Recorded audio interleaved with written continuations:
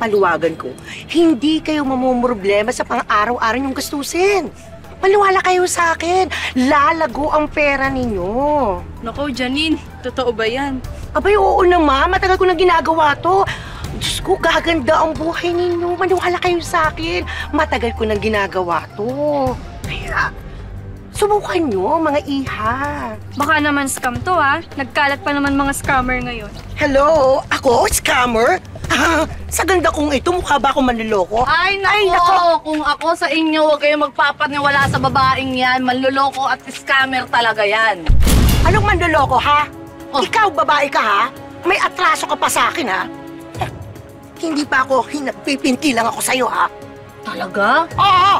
Hindi ako natatakot din sa'yo dahil manloloko ka. Alam mo, kaya ka pala lumipat dito sa palangga dahil may pinagtataguan ka. Janine, ibalik mo na ang pera namin. Niloko mo kami. Tama. Magnanakaw ka. Manloloko ka, ipapakulong kita.